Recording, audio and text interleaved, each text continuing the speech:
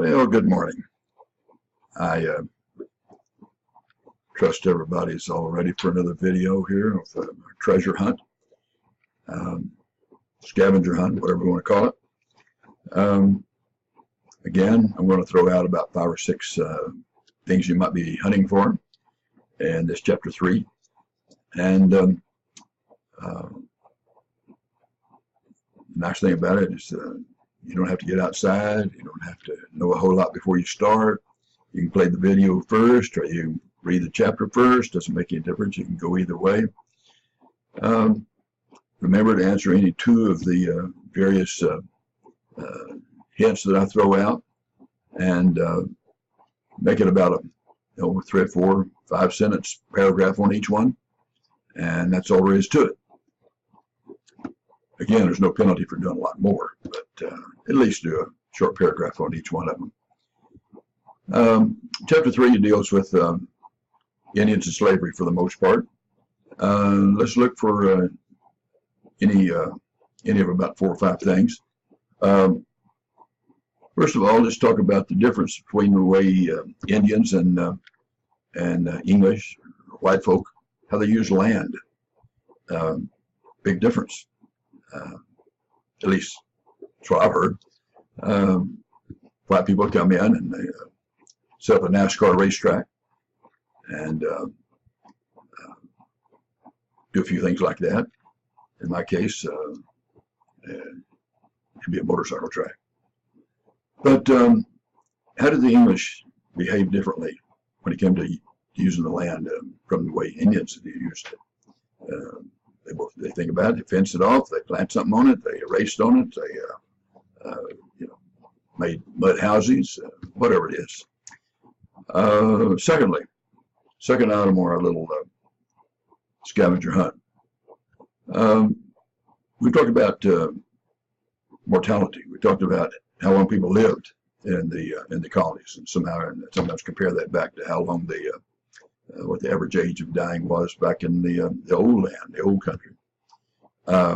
If you be on the lookout throughout chapter 3, talk about mortality in the colonies, what age, die young, die old, everything to do with male or female, everything to do with geography, north, south, east, west, what was going on as far as mortality in the New World.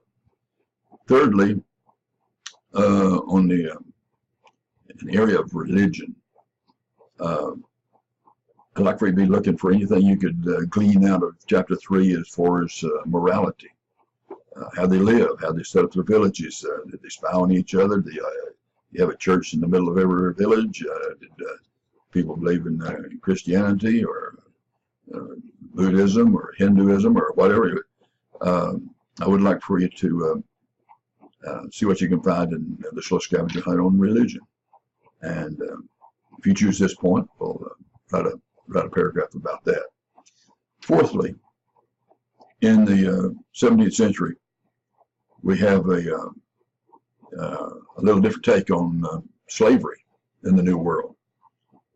If you will, as you read through chapter 3, do you think skin color had anything to do with it? We know that there were white indentured servants.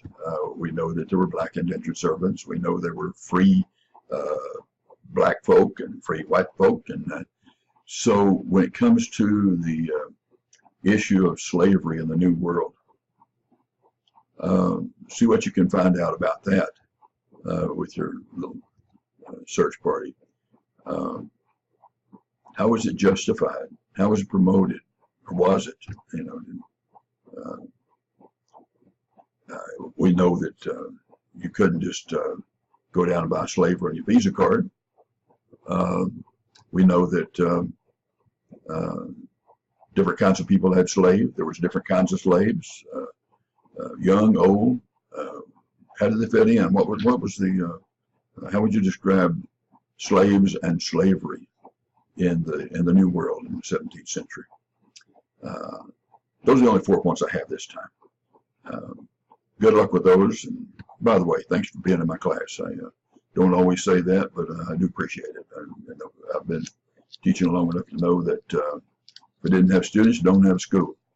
And I've always liked being a teacher and being a student myself. Anyway, thanks again, and see what you can come up with, and I'll be very curious to see what you write this week on chapter 3. Thanks and goodbye.